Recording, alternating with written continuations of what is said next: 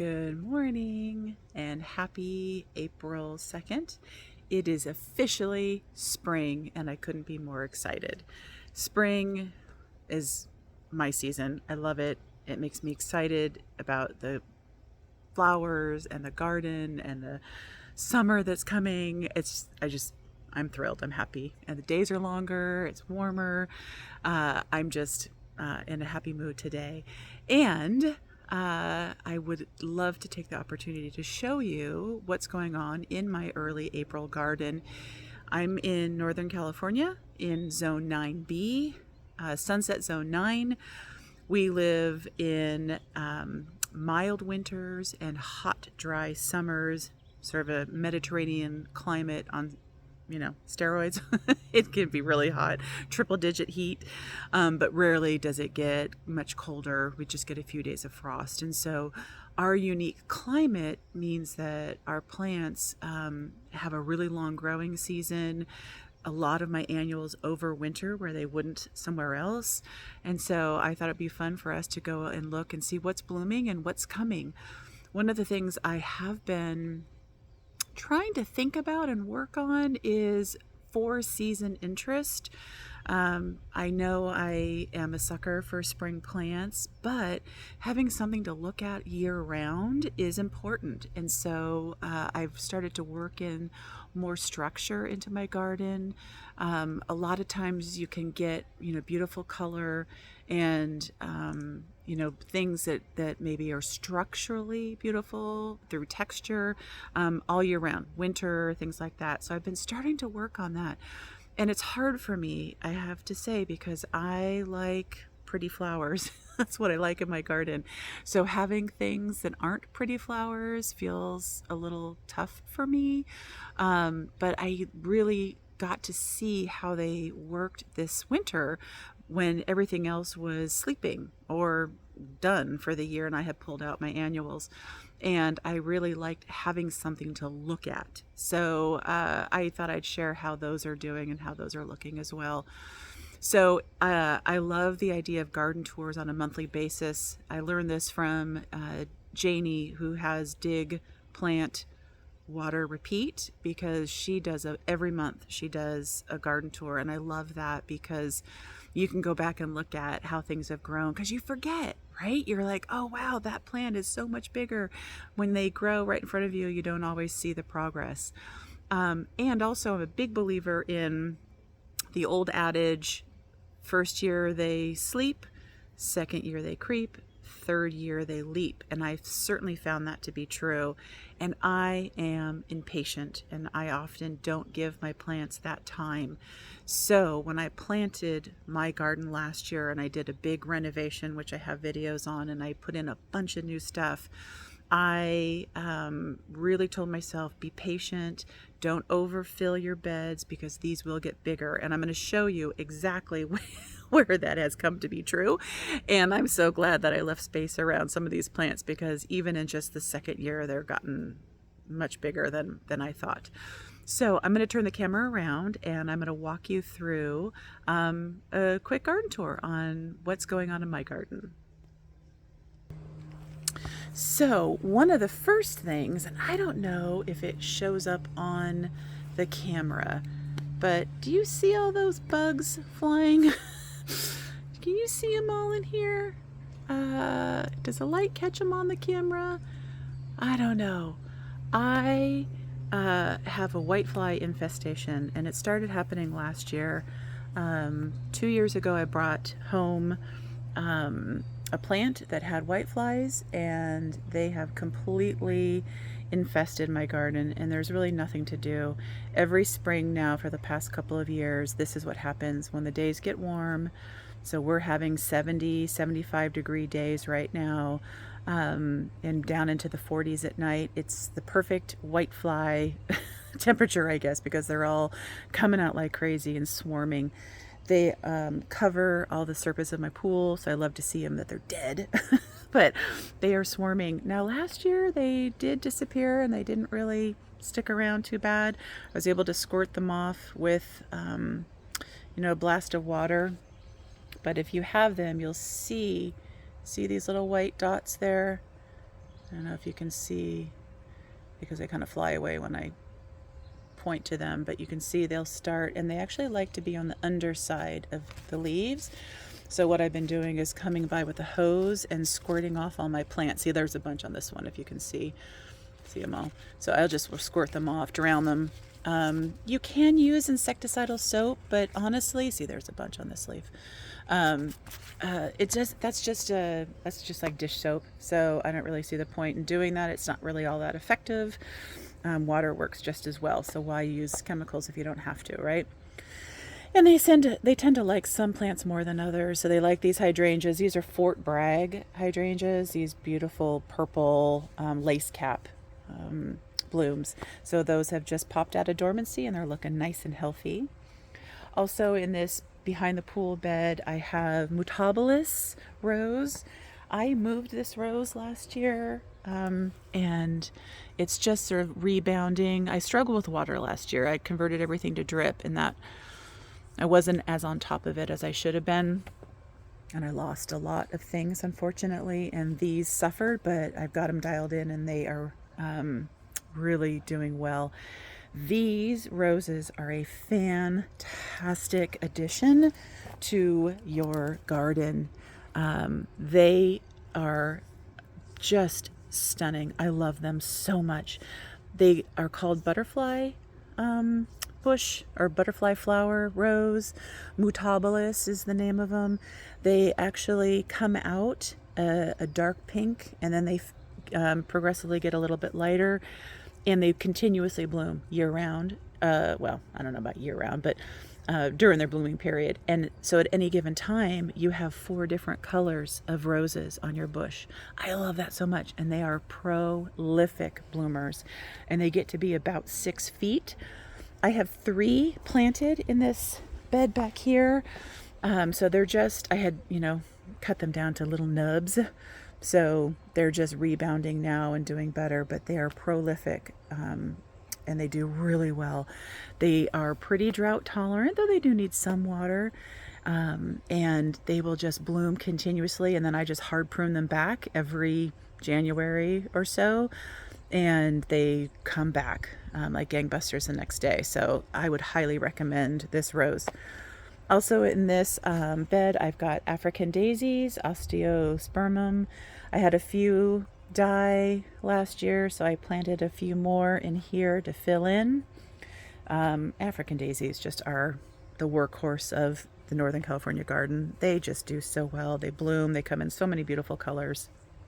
I would highly recommend them. I also have an angel's trumpet. I left this one in the ground over winter. I have a few in the greenhouse I'll show you. It's coming back beautiful as ever. It doesn't get a lot of sun back here, so we'll see how it blooms. This is its 2nd year here, so we'll see how it does. And then I have another Fort Bragg hydrangea in the pot. And then I have my little building bed here where I've got some foxglove, some catmint. These were a bulb that I planted that I can't remember what they are, but I think they're allium, but they didn't bloom. So it was the first year. Maybe I planted them too late. But my 2nd year foxgloves are just starting to pop. They should be beautiful here. I have some hollyhocks in pots here that I need to get into the ground. I was thinking I put them back here. And I have a rose of Sharon Pillar White, who just broke dormancy, is looking beautiful. Those should get tall and like a column, so tall and skinny. So it should fill up this fence, probably up to the top of the fence, a nice white column here. And I have that paired with kangaroo paw. I have 3 in this bed, and they have just done great. One died because I had some struggles with water. So you'll see that 3rd one on the end is a little bit smaller than the other one. I just planted that last week. And then new, I have Peter Cottontail yarrow planted, 3 of them, and those are white, and they will get nice and bushy and fill in there. And I have a giant weed. See, now's the perfect time to pull weeds, though the ground is nice and soft. I have my Atlas roses. I have 5 of those planted in this bed. So it's just starting to bloom now. You can see I've got tons of buds happening here. These poor plants, I must have moved them, I think this is their 4th home. So they're finally in a place where they'll stay and they can settle in and grow and grow. I've got my lamb's ear, which is so, they're little baby leaves. When I planted them, the leaves were much bigger. And now with all this new fresh growth, I trimmed them back hard and they flushed out and they look beautiful. And I'm hoping they just get those nice big leaves on them again, which is what I, bought them for. Along with my snow and summer, which I have in another part of my garden and it's totally blooming. So I will share that with you.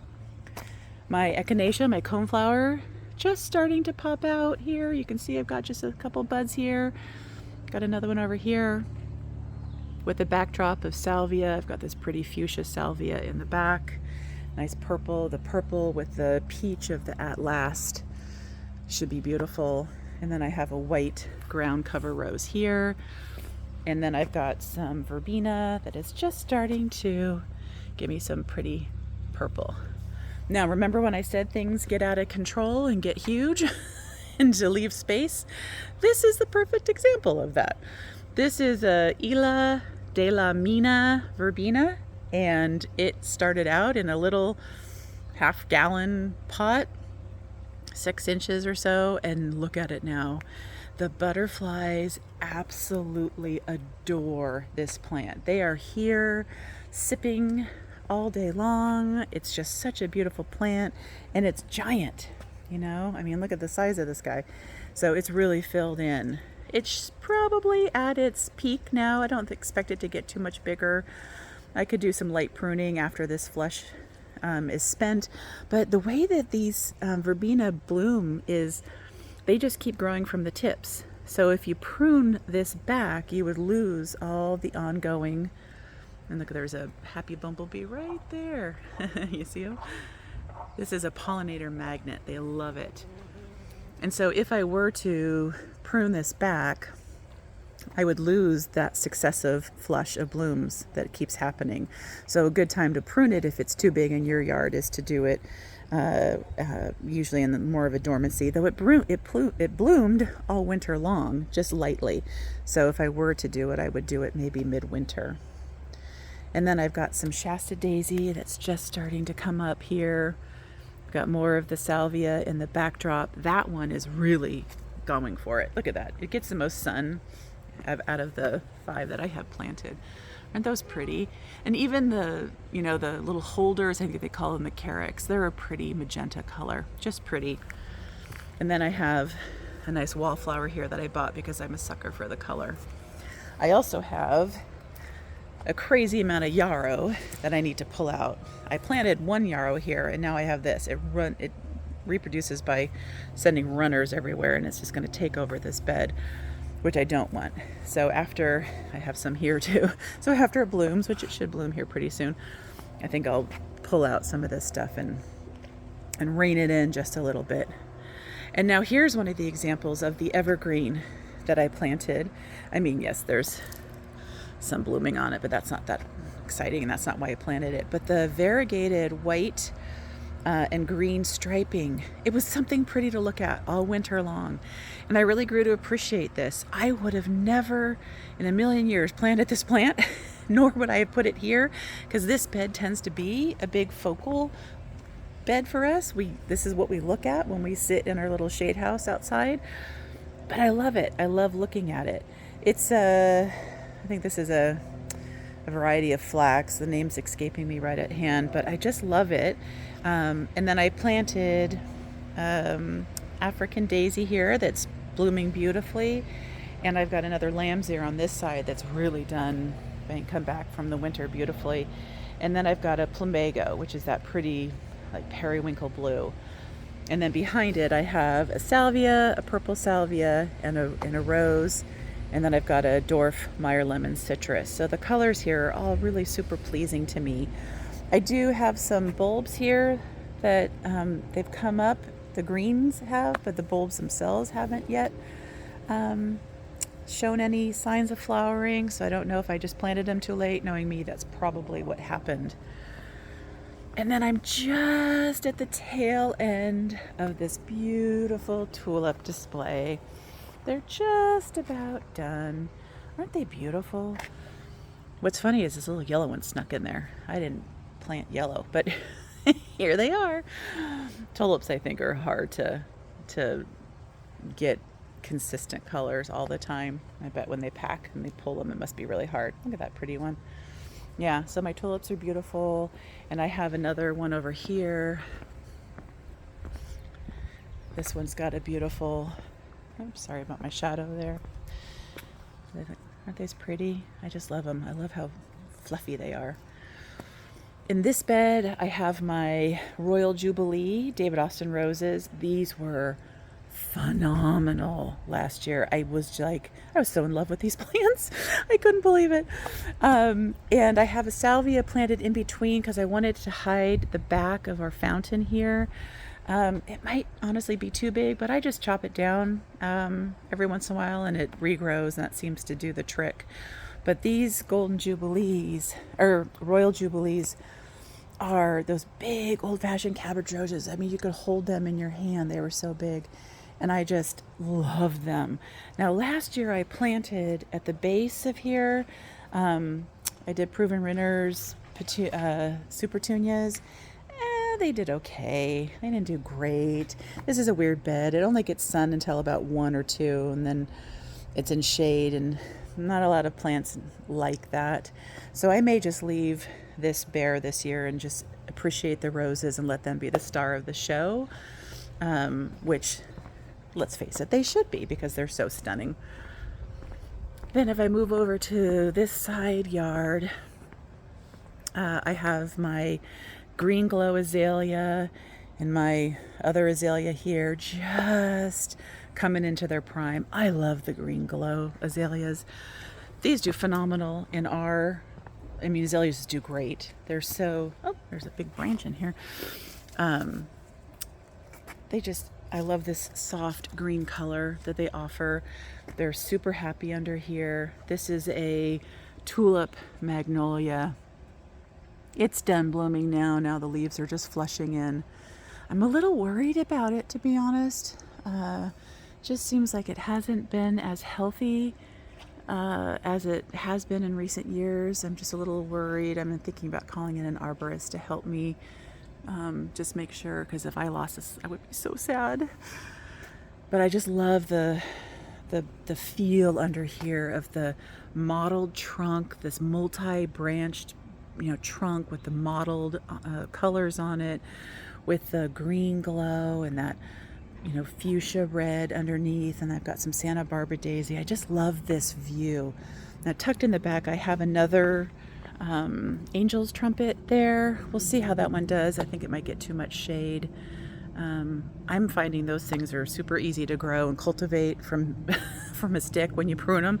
So if anybody wants an angel's trumpet, let me know. I got those from someone who was pruning theirs.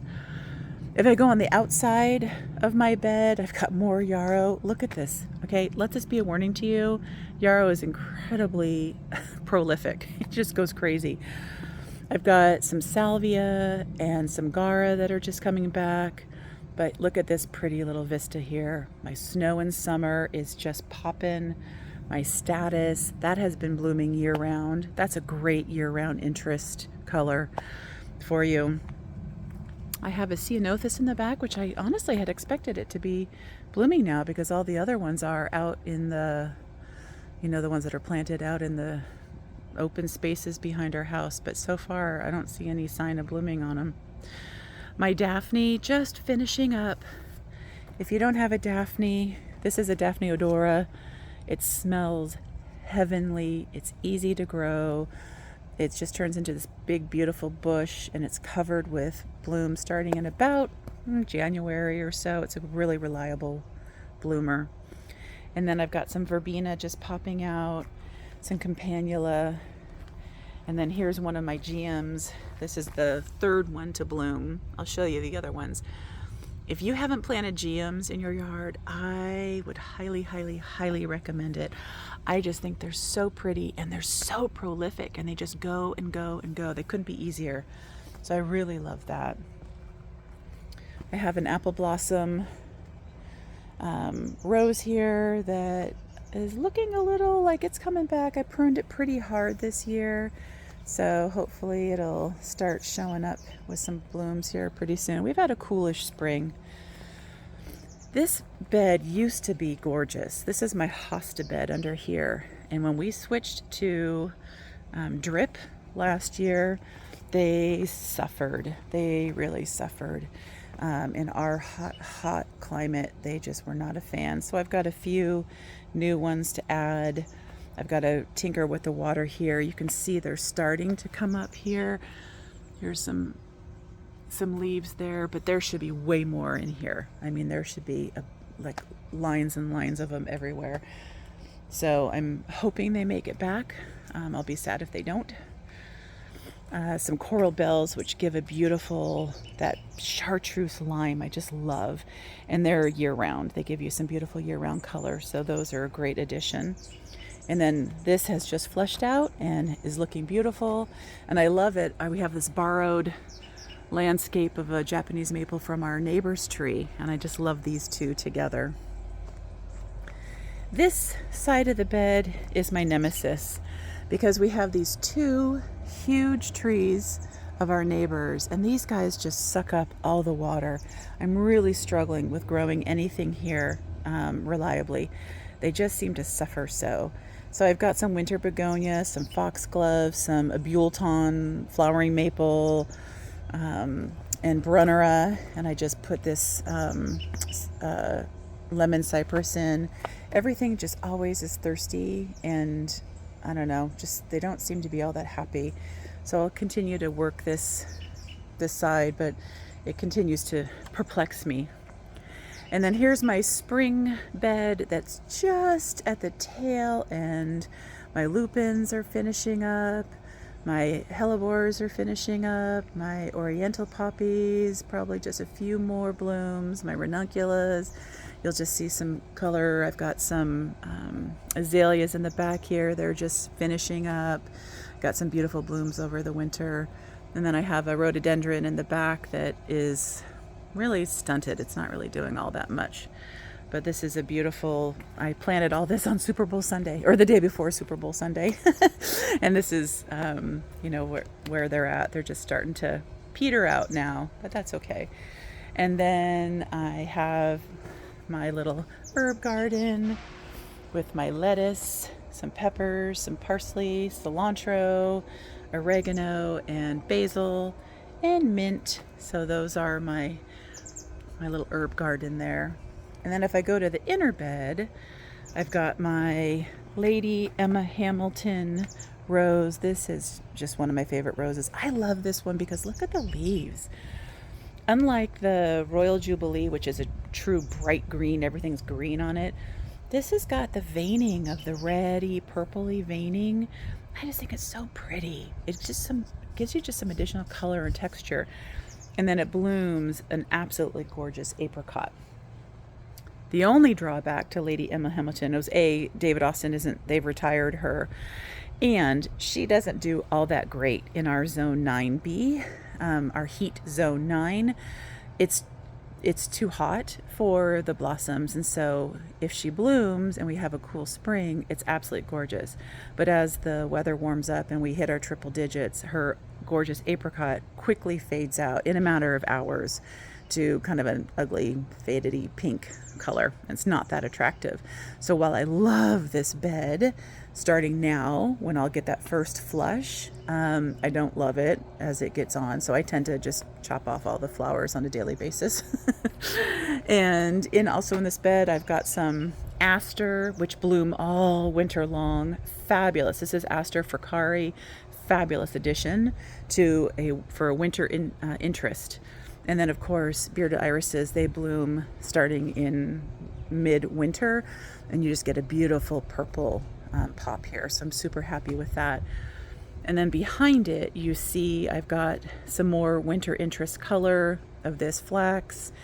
Again, it's not something that I ever would have planted, but it gives me something beautiful to look at all year round. So that's a great addition for some structure and some color. And then as things start popping in, I've got more status, some geranium as they start blooming now. My salvia is coming back. My penstemon is coming back. As those things, Gaura, as those things start to fill in, my winter interest will die down and my spring summer interest will take over. I have a cousin acacia here, and I have another one on the other side. It's not doing that great, unfortunately, so I have to sort of maybe do some diagnosing. I think it maybe got too much water, if that's possible. I do know that my blue fescue did get too much water. We had a problem with a leak over on this side of the bed, and so we got some leaks. So these died. They were trying to make a comeback. If you can see, they're trying to make a comeback, but I may just dig them out and replace them with a new one. And then I've got my Gaura and my Veronica, I'm hoping makes a comeback here, though it does not look good. I have a dead stick there, so we'll see. And then I've got a fountain grass there that, I don't know, it's not looking very healthy either. So we'll see. But my convolvulus is coming back. I've got some blooms on that. I've never seen it bloom because I just planted it last year, so I'm excited about that. I've got a salvia. Now this is so interesting. I mean, I cut this salvia back the same time that I cut that salvia back, and look at the size difference. This one is just not there. I don't think it gets as much sun as the other side. So some struggling in this whole section in here, and I'm not sure why. I've got a geranium, dead nettle, and then here's the other acacia. And look, it looks so much better than the other one. So I got to pop my moisture reader in there and see if maybe that's the problem. Too much water, not enough water, we'll see. And then another one for balance. This is the same as the other side. A little bit of balance of the yard in the same colors. And over here I've got the blue fescue, who's done really well. I've got some ice plant, and then a geranium that I thought was dead. It's making its way back, a hardy geranium. So I don't know, I might need to move something here. These are campanula. I just picked those up at Trader Joe's and I loved them. So I put 3 of them in here, and hopefully they'll get me some beautiful color. Here's some more geum. Look at the colors on these guys. Just gorgeous, just beautiful. Look at that. These are the Rose Tempo geums, and you spell Geum. Look at how beautiful those are. Those have bloomed continuously since about January. Hardy geranium there. And then look, in our zone, we get some annuals that overwinter. Those are my fan flowers. They're an annual in many places, but for me, they lasted through the winter, and they're going to come back. I'm really happy about that. And then I've got my buddleia just flushing back. Oh, there's my Black Panther kitty. Salvia, and another one of the campanula with snow in the summer. So as those grow together, won't that be pretty? Because right now you get that effect with the snow in summer and this hardy geranium right there. And then right next to it is another variety of geum called Pretty Coat Peach. I am in love with this flower. Guys, look at this. I mean, it's been blooming now for about a month. It just goes and goes and goes and goes with no deadheading. So I'm just blown away by how beautiful that is. I have my daffodils in the pot here. I do that because when they're done blooming, the tulips also, I'm just going to move the pots out of the way, and I won't have to look at the spent leaves, because it's really important for bulbs that you leave the leaves, because as they die back, they'll re-energize the bulb and make the bulb nice and healthy for another bloom next year. So I'll let them do that process in my side yard, so I don't have to look at dead bulbs. Some people, don't mind it. I don't care for it. I have my row of salvia, white blooming salvia here, beautiful, and I just added here 4 penstemon to replace the ones that died last year. I have a peony coming up, a little too close to that geranium. Remember when I talked about how it's so easy to overcrowd things? Well, that geranium is a perfect example. I didn't realize it was going to get that big. And so I planted that peony too close, so I'll have to move it. But peonies hate to be moved, so I'll have to wait and do that next fall. And then I've got some more beautiful daffodils. Look at this pretty one. Oh, look at this silly cat. Do you see this? This is my Gump Kitty, we call her. She's doesn't have a lot of brain cells. Look at that pretty peach flower. And then look at these. These are gorgeous. I think these are the La Belle Epoque. I learned about these from Laura on Garden Answer. They're such an interesting color. I just love them. Here's another section where, look at that, my yarrow has completely taken over. There's a one lone African daisy trying to survive. I've got to do it. But look how pretty they are. I mean, they're this little pretty pink purple flower, but they are taking over, so I've got to get in there and take them out. And then I've got this geranium that I think I'm going to take out because I don't like how woody it's gotten. It was a gift from my mom, and I love it. It's got a pretty pink flower, but I don't like how it's so woody right here. So maybe I'll try and do something about it. And then here's my variegated gardenia. And then here's another angle of that beautiful hardy geranium there. And then new this year, I planted this Arctic Babe dwarf nectarine. It's a baby, so I don't have a lot of expectations for fruit this year, but there is quite a few flowers on here. So fingers crossed that the pollinators found it and that I get at least a couple. I would be really excited. Here's my other convolvulus, and this one's blooming. Look at that pretty white flower with a pretty yellow center and that silvery green foliage partnered with this rose tempo geum. Just beautiful. I love this combination. So as this fills in, these fan flowers will get, big blobs of beautiful purple, and it should fill in.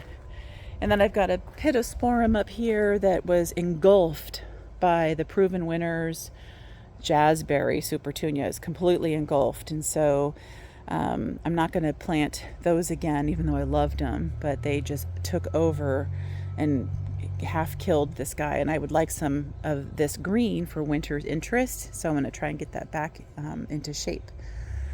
And so yeah, that is what's blooming in my backyard.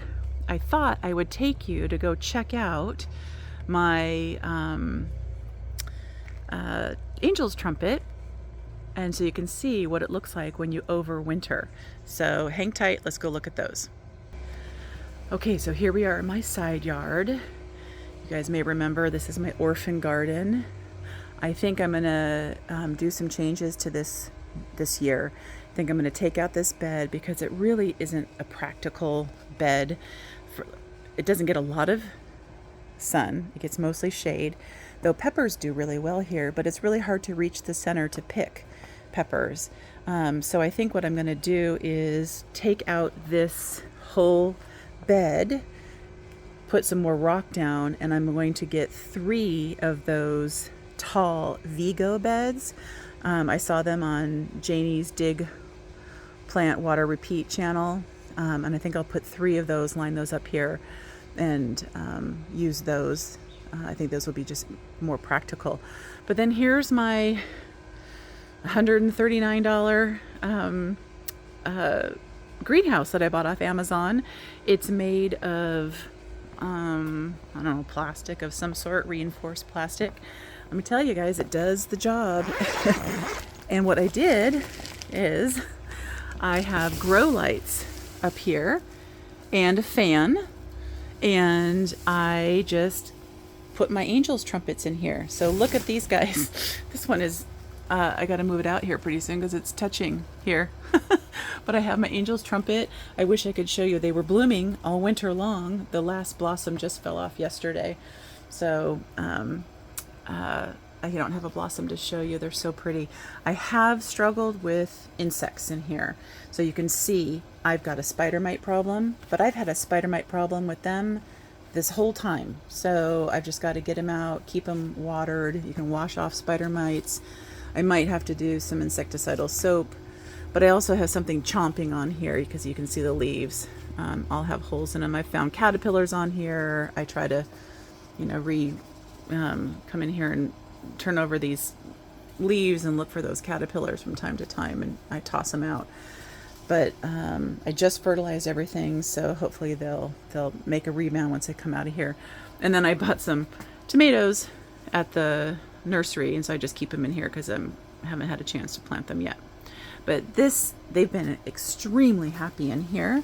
I mean, these were all sticks that I started from someone who was pruning their plant.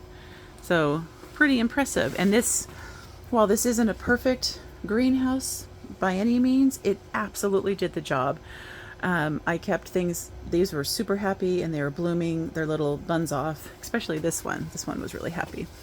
And I'll just take it down and I'll get this space back, and then I can move my pots over here.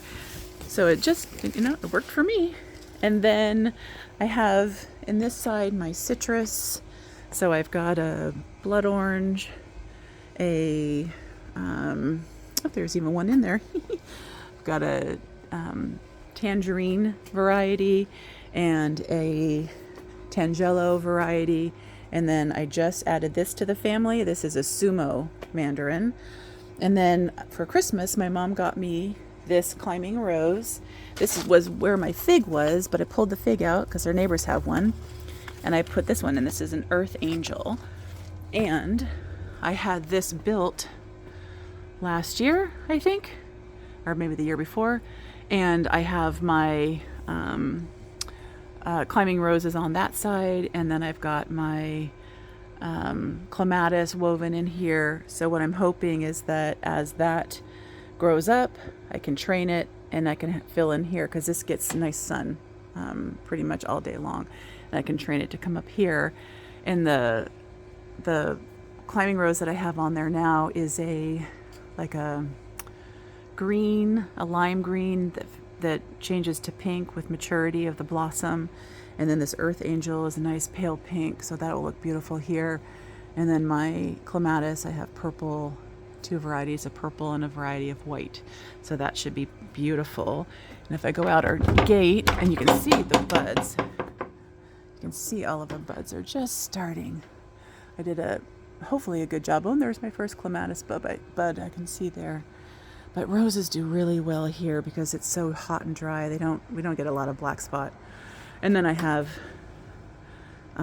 more Fort Bragg hydrangeas here, which I have to come back out and do some grooming and pruning off of the dead tips and the last year's spent blossoms. But I didn't want to do that until I saw where the new growth was happening.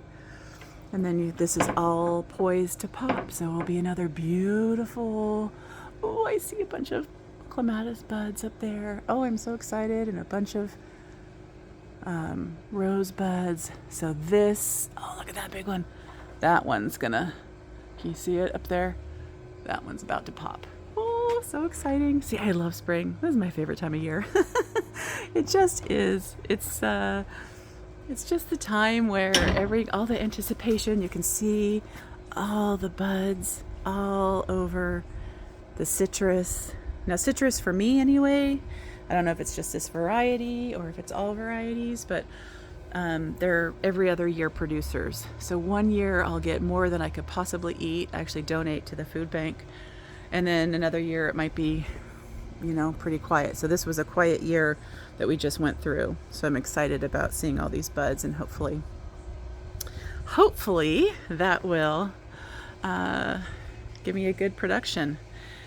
That is my tour. I'll try to get in the sun a little bit, or out of the sun a little bit. That is my garden tour for April, early April, Zone 9B for a cold hardiness, and Sunset Zone 9 for a heat tolerance, where we have, really a long growing season. It's beautiful conditions. Our soil, a little clay-esque, so we do a lot of amending, but California just is a beautiful place to grow because we don't have a lot of the extreme weather that other parts of the country does. We don't get snow, we don't get hard freezes generally, sometimes frost, but that's, a couple times in December. It's nothing usually that bad. So it's been, a great place to learn how to garden and make a beautiful place for me and my family to hang out. So I hope you enjoyed that. I enjoyed that. I enjoy having this documentation of how things look and how they're growing, and stopping to enjoy and appreciate what's in my garden as opposed to only seeing what has to be done. Gardeners, we tend to always focus on what needs to be done, and I appreciate the opportunity to just stop and soak in the beauty that is happening right now. So I hope you have a wonderful day and that you get to go out and soak in the beauty of your garden today.